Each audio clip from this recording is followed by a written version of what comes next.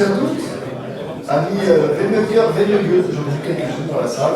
C'est avec un très grand plaisir que nous vous accueillons pour ce deuxième UserCon du VMUG France. Après 4 années d'une réplique du VMUG, c'est toujours un grand plaisir de retrouver des têtes familières et de voir des nouvelles personnes venir à nos événements. Ça nous fait vraiment très plaisir. Surtout que beaucoup d'entre vous ont fait le déplacement depuis les 4 ans de la France, et même pour certains de l'extérieur et qui viennent de beaucoup plus loin. Donc merci d'avoir fait le déplacement. Comme vous avez pu remarquer, après le succès de nos 2 précédents t-shirts qui se sont arrachés au travers le monde, que tous les VMUG chapters nous enviaient, Noam a été dégoté un nouveau logo que je trouve assez sympa, j'espère qu'il vous plaira. Très cocorico badass, on va dire. Donc voilà, vous pourrez vous nous dire ce qui vous plaît. Donc cette année encore, beaucoup de speech, beaucoup d'interventions. Merci à tous les speakers, en particulier ceux de la communauté qui ont fait l'effort de venir et de participer, qui viendront vous présenter leur use case et leur retour d'expérience. J'avais un petit rappel à vous faire, je ne sais pas si vous avez téléchargé l'application VMUG. N'hésitez pas à le faire. Vous sélectionnez la localisation France et du coup vous aurez tout l'agenda directement dans votre téléphone. Ça vous demandera de vous inscrire, mais dans ces parties-là, vous n'êtes même pas obligé de valider et vous avez directement tout l'agenda sur votre téléphone. Ça c'était pour le petit côté technique. Je tiens encore à remercier tous les sponsors, sans qui évidemment ces événements ne seraient pas réalisables. Donc merci à eux. C'est grâce à nos sponsors qu'on a d'aussi beaux lieux, d'aussi beaux endroits pour faire ces événements. Je vais passer la main à mon collègue Gaël pour la suite de la présentation. Bonjour tout le monde, merci d'être venu. Donc on vous a prévu un agenda sur toute la journée, ponctué de pauses pour matin, le midi et l'après-midi. Donc il y a des sessions avec des rockstars du type Johan, Cormac, Franck et Nils. Et après, des sessions communautaires de Florian, il y a Romain, Descartes aussi, Fabien qui n'est pas arrivé encore, je crois, mais qui est arrivé, sur toute la journée. Et après, des sessions de sponsors sur des éléments techniques. Voilà. Donc vous pouvez retrouver toute la journée ça. Et après, il y aura, lors des coffee breaks, des petits breaks, il y aura des tech talks d'autres sponsors qui se passeront dans l'Atrium directement pour présenter leurs solutions. Voilà, et on finit par une petite délire, donc restez jusqu'à la fin, jusqu'à 5h30, ça sera 5h30 du coup. Et donc vous aurez une délire proposée directement ici, sur le site. Vas-y, Noam, je te laisse la main. Donc bonjour à tout le monde. Donc la vie bière, juste pour compléter, 2 petites corrections. La vie bière, elle est offerte par NeoEdge et EasyVirt, merci à eux deux. Et la petite correction, c'est la 3e édition du UserCon, Mathieu. La première a été virtuelle, parce que la deuxième était en hybride, parce qu'on était entre deux, voilà, c'est un peu bâtard la situation. Et aujourd'hui, enfin présentiel, full présentiel, elle n'est pas retransmise. Donc on va enchaîner toute la journée, on a fait plein de sessions techniques. Vous avez vu un petit peu le programme, il se veut très orienté, on va dire, cloud. Quand je parle de cloud, c'est tout simplement la trajectoire que un bon nombre d'entreprises ont prise depuis un petit moment. Il n'y a pas de débat. Il y a eu, il y a quelques années, plutôt une vague de cloud first. Aujourd'hui, on voit plutôt des gens dire mais ça serait bien d'avoir ce monde un peu multi-cloud. On le voit à travers plusieurs analyses, 93% des entreprises aujourd'hui ont au minimum 2 plateformes de cloud à manager.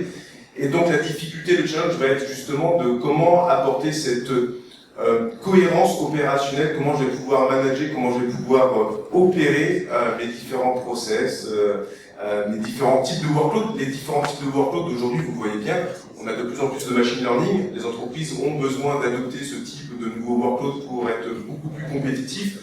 Et on a aussi des nouvelles applications qu'on appelle Cloud Native, évidemment, qui arrivent et qui vont être supportées notamment par un des gros faiseurs, en tout cas en termes d'infrastructure applicative, qui est Kubernetes. Vous voyez tous ces types de workloads, des anciens workloads qui sont toujours présents. Aujourd'hui, on a besoin d'avoir cette hybridité de nos plateformes, que ce soit privé, on-premise, public et edge, parce que la partie edge est hyper essentielle aujourd'hui, on le voit. Je reprends encore une autre analyse, mais 2025, selon Gartner, 2025, c'est plus de 70% de la data qui sera produite en dehors du data center central ou du cloud public, c'est-à-dire sur des plateformes périphériques à l'extérieur du data center central, alors que jusqu'à présent, on produisait énormément ces data à l'intérieur. Donc du coup, ces plateformes, elles aussi, elles vont nécessiter beaucoup d'attention. Et donc, pour tout ça, vous avez vu le nombre de tracks, on parle beaucoup de cloud, nos partenaires aussi, les sponsors, hein, c'est très focus. Il y en a qui sont complémentaires, comment je vais protéger, comment je protège ces nouveaux types de workload, comment je protège aussi toutes ces plateformes-là de façon uniforme, comment je migre. On va avoir des sessions par des partenaires pour nous aider à donner des best practices, en tout cas éviter certains pièges, et d'autres sessions. Et pour commencer cette journée, et pour introduire un petit peu cette journée, cette thématique autour de l'hybridité du multi-cloud, je vais demander à Alexandre Cossignac, qui est le directeur technique de VMware France, de venir on stage, Alexandre, et de nous faire une introduction, ce qu'on va appeler notre keynote d'ouverture, pour nous présenter la vision de VMware, d'où on part finalement, hein, quelle est notre existence, notre patrimoine finalement, et quelles sont les perspectives. Et Alexandre nous fera sûrement, je pense, confirme-moi, en tout cas, un petit retour quand même du VMware Explore, qui a eu lieu il y a quelques semaines aux US, qui nous donnera un peu les grandes annonces. Et j'espère en même temps, ça fera une petite introduction pour ceux qui ont la chance d'aller à Barcelone au VMware Explore, de nous faire un peu un teasing. J'espère que vous serez nombreux. Je sais que c'est dur d'y aller cette année, mais j'espère qu'on sera nombreux et qu'on va s'y retrouver à Barcelone. Ça fait un petit moment. Pour compléter également sur le t-shirt. En effet, j'ai le petit logo, donc pour information, c'est les gens qui font le logo à chaque fois, c'est la même personne qui me fait le visuel pour un festival de musique qui est très connu en France, plutôt métalleux, qui s'appelle le Hellfest, tout simplement. Donc c'est la même personne qui me fait le visuel, donc c'est pour ça qu'il y a un côté un petit peu métallique dans le visuel. Et je fais marcher un circuit court. Pour info, je viens de Nantes, et donc je fais marcher mon sérigraphe de Nantes, et on s'est un peu trompé dans les délais, donc il a produit ça hier matin, et hier soir, quand j'ai vu les cartons, j'ai dit c'est pas possible que je les ramène dans le train, donc du coup on a fait venir une navette, et au lieu de me ramener 3 cartons, il n'a ramené qu'un seul carton, donc j'ai que un tiers des t-shirts, et malheureusement c'est que les grandes tailles, donc tous ceux qui sont XXL, Stéphane, voilà, tous ceux qui ont des grandes tailles, n'hésitez pas, les t-shirts sont pour vous, on vous les offre, d'accord, donc il n'y a pas de souci. Ceux qui sont plutôt M et XS, Damien plutôt M, tu vas attendre un petit peu, j'espère en tout cas, et si ce n'est pas, j'essaierai de vous les faire parvenir par la suite. Voilà, en tout cas, je vais laisser la main à Alexandre. Merci Alexandre, merci à vous tous et toutes d'être venus aujourd'hui, et j'espère qu'on va tous passer une excellente journée ensemble. Le but c'est de suivre ces sessions, et la deuxième chose, c'est le networking, d'accord. Pour moi c'est très important de pouvoir rencontrer ces homologues et de, pourquoi pas demain, de collaborer, d'échanger des bonnes choses, des idées. Enfin, c'est là-dessus que moi j'y crois énormément, le networking, donc n'hésitez pas à faire des rencontres, c'est pas un Tinder ici, mais n'hésitez pas à faire des rencontres, hein, à échanger, à discuter, voilà. En tout cas, passez une bonne journée et profitez bien. Alexandre, à toi.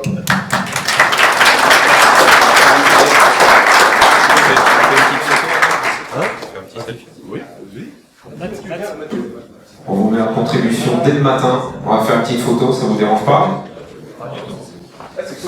Et alors dans le t-shirt on rentre à 2, parce que moi je suis rentré avec Nico dedans dans le 4XL. Donc si vous voulez un peu de proximité, choisissez un partenaire pour la photo Tinder, tu sais. Et go. Ça va le bug? Ah mais c'est bon, merci. Donc c'est la 3e édition. Top.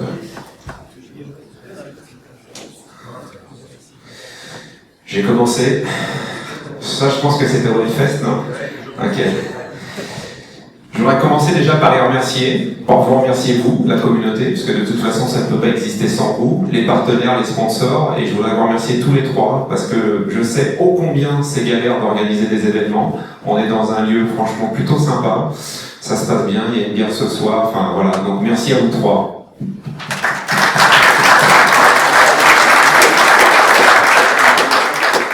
Et je suis désolé pour les photos. Ils n'étaient pas au courant.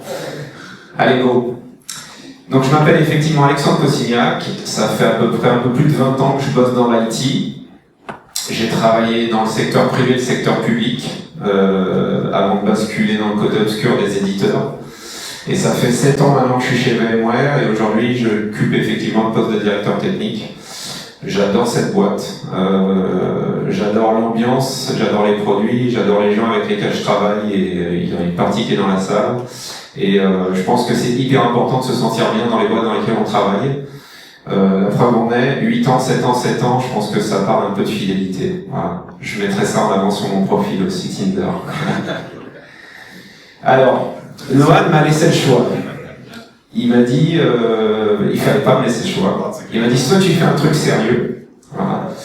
Soit tu fais un truc un peu plus moins sérieux. Donc j'ai choisi le côté un peu thug. Donc ça va être un peu moins sérieux. J'espère que ça va vous plaire. On verra. Ok? Allez, go. Vous connaissez cette voiture? La DeLorean. Donc on va faire un petit retour dans le temps ce matin, aujourd'hui. Et on va revenir en 1943. Est-ce que vous connaissez cette machine? C'est quoi? J'entends pas. Enigma. Enigma, ça a permis quoi? De casser le code des Allemands. Et a priori, ça serait non négligeable dans la victoire des Alliés pendant la Seconde Guerre mondiale. Alan Turing, prémisse du machine learning.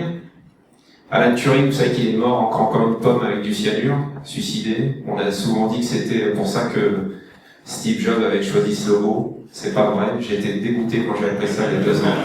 Parce que je la ressortais à chaque fois, je crânais en société et ça n'a pas du tout marché. Voilà, donc Enigma, 1943, machine learning. 1966, Douglas Parkhill, dans son bouquin The Challenge of the Computer Utility, disait « L'informatique sera un jour un service d'utilité publique au même titre que sont l'eau, l'électricité et le gaz. » Au vu des prix, je pense qu'aujourd'hui on peut constater que c'est un service d'utilité publique calé sur le prix de l'énergie. 66.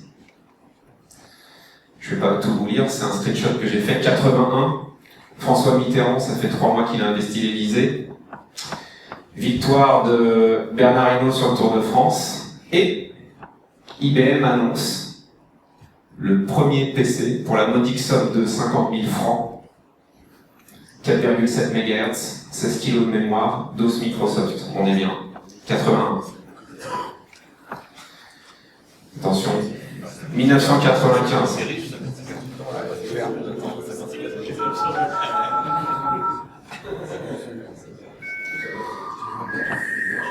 Horrible. Horrible. Je m'en rappelle, je faisais des astreintes à l'époque chez la Tixi, je me connectais, je mettais 1 heure à me connecter. J'avais le responsable de prod qui me disait « Mais qu'est-ce que tu fous ?» Bah, j'essaye de me connecter. Voilà, 95, modem 56K. 50 heures pour télécharger 1 giga. Ok. Un film aujourd'hui, je pense que c'est quoi avec la fibre? Fou. Voilà, fou. Ce monde est fou. Et on a commencé à construire les premières applications. Alors ce que j'appelle le monolithe. Avec un ensemble de stacks, on n'en avait pas forcément beaucoup, du HTML, du JavaScript. En général, la base de données, c'était le modèle ACID, la base de données, on met tout dedans, le SQL, super structuré, qui répondait bien à un besoin particulier, donc une bonne rigueur. Et finalement, voilà le paysage applicatif. Ça, on est à peu près dans les années 2000. J'avais fait le truc. C'est le moment émotion. Amazon, Google, j'ai pas mis, j'avais retrouvé Alta Vista, Lycos, Alta la Vista pour ceux qui voulaient télécharger Quake Arena sur le Darknet, et Wikipédia pour, en général, moi j'ai compris qu'il fallait que j'aille avant là, après aller là. Ça marche le mieux. Voilà, ça c'est le paysage applicatif des années 2000. Donc on fait une petite pause. Là on est dans les années 2000. Je viens de vous donner les premières bases, en fait, finalement, de l'IT. C'est-à-dire que c'était quelque chose qui était pour moi poussé à l'époque par les entreprises, un milieu assez clos. Moi, j'ai fait le DUT dans les années 97. Je me rappelle, mon père m'a dit, tu vas faire de l'informatique. Je lui ai dit, mais on n'a pas de PC à la maison. Donc, moi, je veux bien faire des études d'informatique, mais j'y connais rien. Donc, c'était vraiment un milieu quand même assez privé. Je me suis retrouvé, en général, Les potes qui étaient avec moi à la fac, l'IUT, c'était des gens qui étaient souvent des fils d'ingénieurs. Il y avait très peu de gens comme moi qui n'y connaissaient rien qui étaient là. Du reste, ça a été 2 années de souffrance. Mais on a commencé finalement, ce qui est intéressant, c'est qu'on a commencé à démocratiser l'informatique. Et ça, c'est important. C'est-à-dire qu'on a commencé à pouvoir publier des applications, les rendre disponibles, finalement les enchérir, commencer à avoir des frameworks, à forquer des langages, et commencer un petit peu à généraliser et à humaniser tout ça. Et l'IT, aujourd'hui, elle est aussi bien poussée par les entreprises que par le grand public. Ça, c'est intéressant. N'importe qui peut s'approprier l'informatique aujourd'hui, ce qui n'était pas le cas avant. Déjà par le prix, et en plus par le niveau de technicité que ça demandait et le peu d'informations finalement qu'il y avait, parce qu'il fallait acheter un bouquin à l'époque. Il n'y avait pas Internet. Et donc, on a commencé à produire de la data. Et on a appelé ce qu'on appelle les 3V. Le volume a explosé, la vélocité, le niveau à laquelle il fallait ingérer cette donnée-là, et la variété. La variété, c'est quoi? C'est qu'on est passé de pages HTML à des fichiers, à de la vidéo, à du tweet, à des posts Facebook. Vous voyez qu'aujourd'hui, la donnée, elle est complètement diverse et variée. Et donc, ça a posé des problèmes en termes de stabilité. On a remis un peu en cause le modèle classique relationnel SQL où on avait tout dans une seule et même base. Et on a tordu un peu le modèle. Et qui connaît le théorème de Karp ici? Personne? Ok. Le flop. Ça, c'est énorme. Ce mec-là, c'est Eric Brewer. Il est juste PhD chez Google et il a sorti un théorème mathématique qui dit que pour de la donnée, il y a 3 propriétés: la consistance, la disponibilité et partition tolerance, c'est le fait qu'elle résiste à une panne réseau.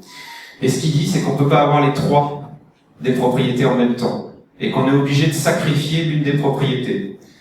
Donc vous imaginez bien que tout ce qui est consistant et disponible, c'est le modèle SQL.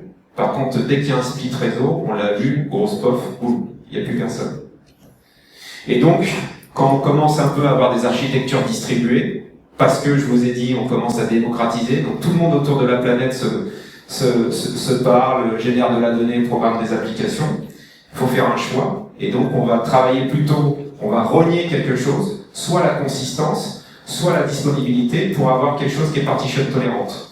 La preuve en est, moi j'ai fait un test un jour, je me suis connecté sur mon compte Facebook, donc plaque Europe, et j'ai tiré un tunnel sur la même chose mais sur une plaque US. J'ai posté un truc, il y a un délai de synchro entre les deux. Quand vous êtes sur des modèles classiques SQL relationnels, ce temps de synchro, dans le modèle ACID, il n'est pas permis, puisqu'on attend que l'écriture soit faite avant de vous rendre la main. Vous voyez bien le temps que ça prend. Aujourd'hui, personne qui met plus de 3 secondes à charger une page internet. Personne. Alors que, rappelez-vous, 56K, 1 million pour se connecter. Et donc, ce qui est intéressant, c'est de voir comment les nouvelles technologies, elles ont changé la société et le modèle sociétal dans lequel on vit. C'est intéressant. Des fois, je me demande si c'est l'œuf ou la poule, si c'est nous qui avons influencé les nouvelles technologies ou l'inverse. Je me pose encore la question. Théorème de Karp, super important, et je vous ai mis quelques petits exemples de bases de données, justement, qui font ça. Et donc, quand on commence à pouvoir distribuer la data, quand on commence à pouvoir dispatcher tout ça, on travaille plus sur des monolithes, on peut travailler justement sur des microservices. Ok? Donc on travaille en équipe spécialisée, on peut faire du développement agile, on a la multiplication des langages qui sont arrivés, maintenant du front-end, du back-end, non moi je suis développeur full stack, ceinture noire, etc.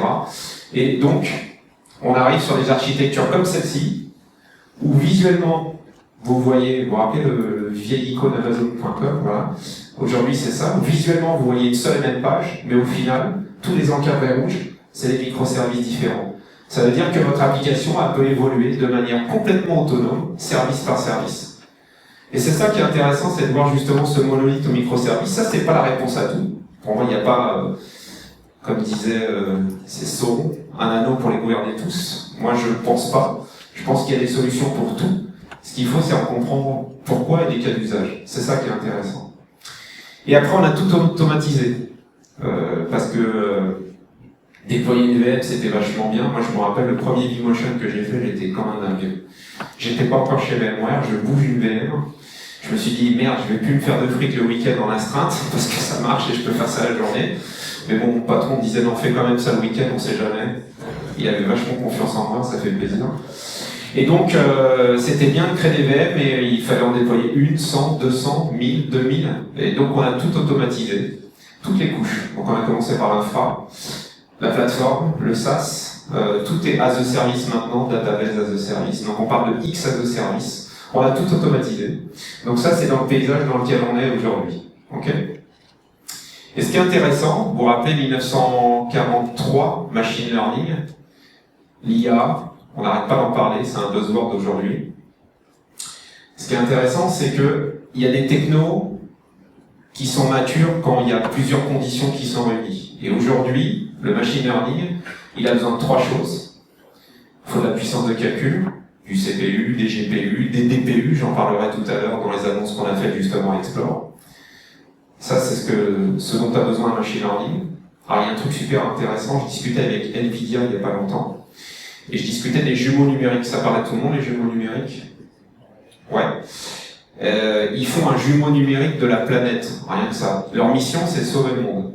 C'est super intéressant. Ils font un jumeau numérique de la planète pour voir quels vont être les impacts du climat, de la pollution sur les mois, années à venir, en jumeau numérique de la planète. Et comme ils ont une force de frappe qui est impressionnante, c'est fou. Voilà. Donc ça, c'est la partie compute.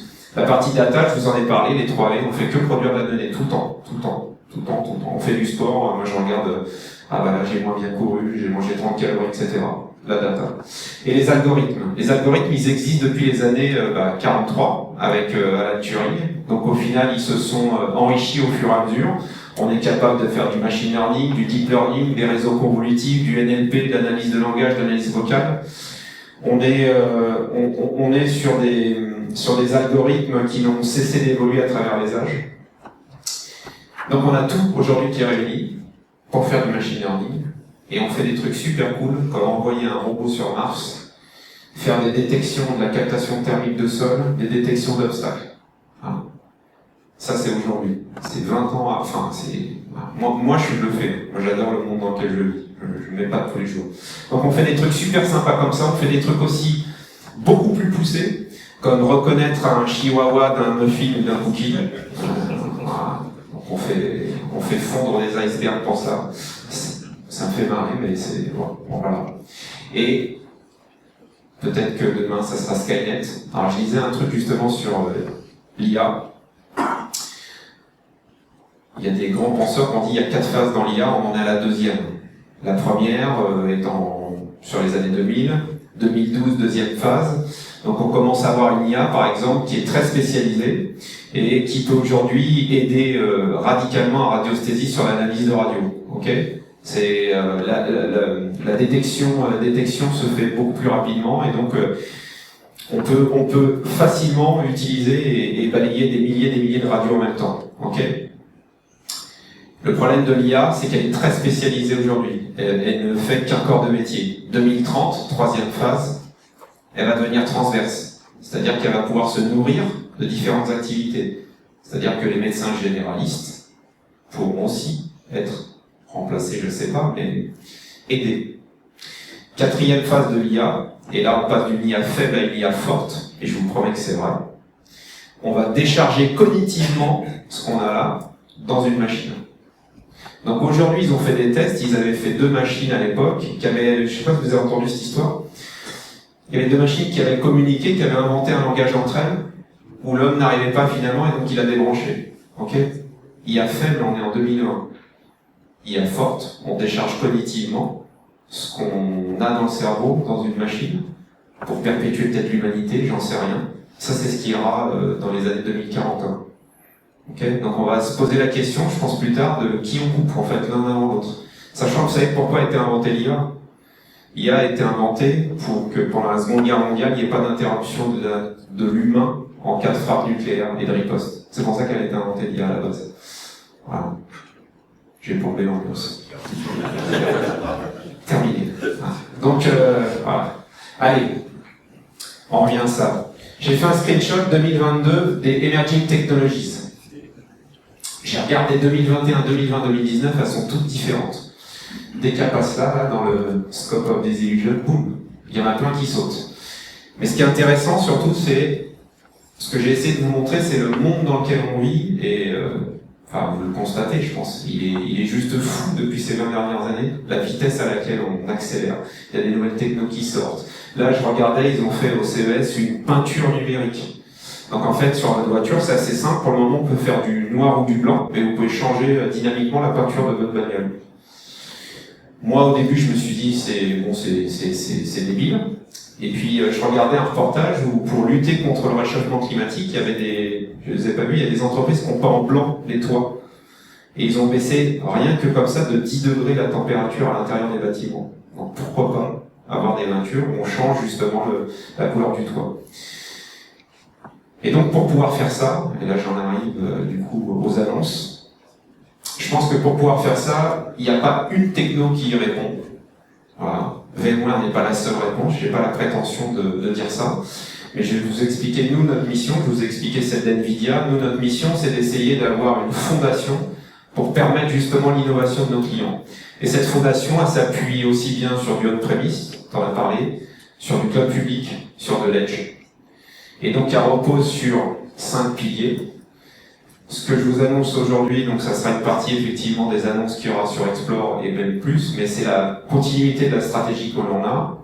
C'est justement de pouvoir capitaliser sur l'intégralité aujourd'hui des infrastructures, d'avoir un socle commun pour pouvoir justement y déposer modernisation des applications, et ça ce sont les annonces qui vont dérouler. Modernisation des applications, donc aujourd'hui on a une offre Tanzu, donc ça c'est la partie de gauche. On a en fait, soit on fait ce qu'on appelle de l'infrastructure up chez nous, c'est-à-dire qu'on a commoditisé Kubernetes. Quand j'ai commencé à faire, j'ai arrêté de faire du cube. Je devenais fou en fait, parce que ça changeait tout le temps. J'étais à jour et on me disait 3 mois après il y a une nouvelle version. Je dis mais je vais me mettre à jour maintenant. Ouais, il y a une nouvelle version. Mais qu'est-ce qu'elle apporte? Ah bah c'est super cool, tu vas voir, il y a une nouvelle CNI, est-ce que ça permet ça aussi? Bon allez, terminé. Je mets du TKG ou autre, mais en tout cas, voilà, ça c'est infrastructure. Commoditisation de Kubernetes. Kubernetes super sympa, pourquoi? Pour faire tourner des containers. Pourquoi? Pour faire tourner des microservices. Voilà. Et à côté de ça, notre hyperviseur permet également de faire tourner des VM, du monolithe, et de jongler entre les deux. Tanzu Application Platform, c'est, vous savez, à un moment j'ai mis dans le as de service, il y avait une couche qui s'appelle le PaaS. Ça parle à tout le monde, le PaaS ou pas? Ok. Je vais le redire, je pense que pour qu'on soit d'accord sur le vocabulaire, pour moi le PaaS c'est une boîte noire dans laquelle le développeur envoie son code et à la sortie il y a une application qui tourne en production. Que ce soit sur des VM, du container, du bar métal, rien à faire. Et lui-même, il en a rien à faire. Donc, Tanzu Application Platform, c'est une plateforme de PaaS qui permet aux développeurs de pousser du code et à la sortie d'avoir une application qui est scalable et production ready. Cloud Management, en gros, Virtualize est renommé ARIA. Vous avez peut-être vu le nom ARIA passer. Donc ARIA, c'est à la fois un rebranding. Ok, donc Virtualize s'appelle ARIA. Et il y a un produit, parce que comme on se targue de vouloir être l'acteur du multi-cloud, il y a un produit qui s'appelle ARIA Graph. ARIA Graph, je prends souvent cet exemple pour illustrer qu'est-ce qu'un graphe. Moi, par exemple, je suis First Connection avec Noam sur LinkedIn, qui est peut-être First Connection avec quelqu'un que je ne connais pas. Mais comme je suis First Connection avec Noam, je peux remonter à quelqu'un et éventuellement m'interconnecter avec lui. C'est ça les graphes. Ça permet de faire des jonctions entre nous. Et donc ARIA Graph, ça va permettre de faire la jonction entre tous les composants d'un client dans un DC, que ce soit on-premise, edge ou cloud public. Remonter ça sur un hub pour que justement la Cloud Management Platform puisse aller consolider. Si vous voulez avoir une application multi-cloud, il vous faut une vue ensembliste et systémique. C'est ce que permet ARIA Graph. Cloud Infrastructure, on a annoncé vSphere 8, projet de Monterey. Je vous donne pas toutes les annonces, j'essaie de vous sortir un petit peu ce qui me paraît intéressant et lié par rapport au talk. Les DPU, donc l'ajout des DPU, c'est des cartes qui sont fournis par les constructeurs, que l'on plug sur les serveurs et qui vont décharger finalement le serveur, et en particulier le SX ou le système d'exploitation, pour que justement les CPU soient mobilisés pour les applications qu'on met dessus, et par contre tous les calculs de réseau, sécurité, qu'on intègre de plus en plus dans un modèle Zero Trust, soient déchargés à la carte DPU. C'est ça. Ok? Donc vSphere 8, c'est ce que ça permet de faire. VSAN 8, pareil, sur performance des disques. Et après, on envoie un maximum de nos consoles, donc ça c'est le modèle plus dans nos offres, où tout le management plane va être envoyé en mode SaaS. Alors, pour les clients qui sont service public, aujourd'hui c'est compliqué, donc on travaille sur des alternatives AirGap. On est une entreprise américaine, donc toutes les entreprises américaines ont souvent le même modèle, ils poussent en SaaS, ils incubent, ils regardent un peu comment ça marche, et après ils sortent éventuellement une version AirGapisée pour les autres clients. Mais tout le management aujourd'hui va en SaaS justement pour avoir cette vision multi-cloud et prévoir l'alternative pour les clients publics. Sécurité networking, idem, il y a un projet qui s'appelle North Star. Ça vous permet justement de pousser au niveau NSX, donc peut-être que Romain en parlera, ou non, pas, moi j'en parle. Du coup, j'en parle moins bien que toi, mais j'en parle. Projet North Star, c'est de mettre justement le management plan et de distribuer toutes vos règles de sécurité, pareil, de manière centralisée, pour qu'elles puissent être posées sur tous les composants de votre data center. Et enfin, la partie Workspace ONE, on continue sur... On a eu énormément de demandes quand il y a eu le confinement, justement, pour connecter toutes les entreprises sur du remote, sur du VDI, pour justement gérer les devices. Donc on continue sur cette partie-là et on continue sur la mobilité et la gestion des devices périphériques, fixes, mobiles, tablettes, etc. Moi, souvent, ce que je fais, je sais très mal parler de Workspace ONE. Par contre, ce que je sais, c'est que quand j'ai quelqu'un de mon équipe qui est nouveau, qui arrive, le lundi matin, il a rendez-vous à 10h. À 11h, il sort, il a un poste opérationnel et il peut bosser. Ce qui, pour moi, est un avantage. Mais ça, c'est la grosse promesse de Workspace ONE. Et moi qui viens de la RATP, hyper matricée, où le poste, je pouvais rien faire, sauf si je payais des bières au RSSI, on m'a laissé le choix. On m'a dit, tu veux quoi? Un PC, un Mac, J'ai choisi un Mac, je me suis dit, mais quelle connerie, pendant une semaine, j'étais complètement paumé. Je reviendrai pas en arrière, mais ça, c'est mon avis personnel. Téléphone, etc. Et aujourd'hui, de n'importe où, honnêtement, l'expérience utilisateur, elle est juste folle. Voilà. Et je pense que tous les employés VMware qui sont là pour vous en parler. C'est génial. Voilà. Et je vais finir là-dessus. Je pense que j'ai tenu le timing. J'adore cette citation, et j'adore cet auteur. En gros, il nous dit que ce qu'il a peur, c'est que les nouvelles technologies évoluent plus vite que la vertu de l'homme. Et on y est. Et je pense que plus important, c'est de vous poser les bonnes questions, c'est pourquoi je fais cette techno-là. Tout le monde va vous vendre du Kubernetes, tout le monde va vous dire que c'est old school de faire du legacy, etc. C'est normal. On est tous dans la tendance, et je pense qu'il faut pas renier le temps, et il faut vivre avec son temps. Mais il faut vous poser la question de pourquoi vous faites ces choses-là, et avec qui vous travaillez comme partenaire, parce que je pense que les alliances doivent être gagnantes-gagnantes. Ça, c'est en tout cas la volonté qu'on a chez nous. Je pense que la raison pour laquelle vous êtes ici, c'est aussi parce que cette communauté vit bien grâce à vous et grâce à vous aussi. Donc je pense qu'il faut garder ça à l'esprit dans toutes les sessions que vous allez voir aujourd'hui et dans les années qui vont suivre. Moi, j'essaye de me dire pourquoi je fais ça. Quand je vois les clients, je les challenge. Ils me disent moi, je veux faire du container. Ok, pourquoi? Parce que c'est super bien. Ok, pourquoi? Parce que j'aimerais bien mettre cette application qui est un gros monolithe dans un container et sur le cloud public. D'accord? On va le faire. Et puisque ce qui va se passer, c'est que comme l'architecture n'est pas du tout adaptée au modèle de facturation du cloud public, tu vas te retrouver avec une facture et elle va être salée. Et comme tu peux pas revenir en arrière, salut. Voilà. C'est pas pour l'emmerder, c'est juste que je le challenge positivement et je pense que les clients doivent aussi nous challenger positivement là-dessus. Voilà. C'est ça pour moi un partenariat gagnant-gagnant. J'ai fini. Du coup, a priori, le suite de l'agenda, c'est on se split. Il y a peut-être des questions. On a le temps pour des questions ou pas du coup là? Oui. On a le temps pour des questions. Et c'est fini pour moi. Merci.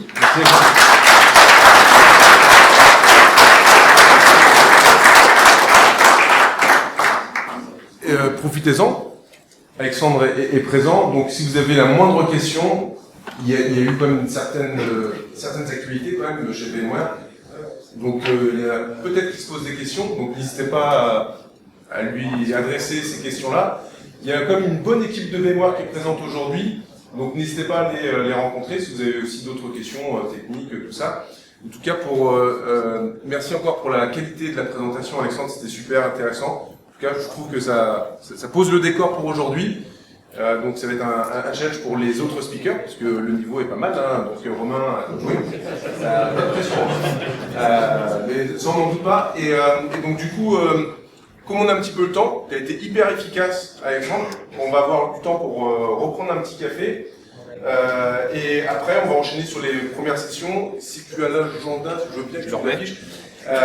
Ici, on aura la session, justement, ça va faire suite au dernier point du VMware Explore sur la partie Workspace, où on va avoir Johan Van Amersfoort de chez ITQ qui va venir faire une super session. Alors, j'ai plus le titre en tête, là. Je sais qu'il y a un Jurassic Park en thème, mais ça va être très sympa. Donc voilà, et d'autres sessions évidemment en parallèle dans les deux autres salles qui se trouvent juste derrière. D'accord, donc n'hésitez pas, on reprend à 10h40, c'est ça? 10h40, donc ça nous laisse une bonne 25 minutes, 20 minutes pour prendre un café, pour échanger. Je vois qu'on a quelques speakers qui sont arrivés. Nils est arrivé. Hello, good morning. Cormac. Bonjour Cormac.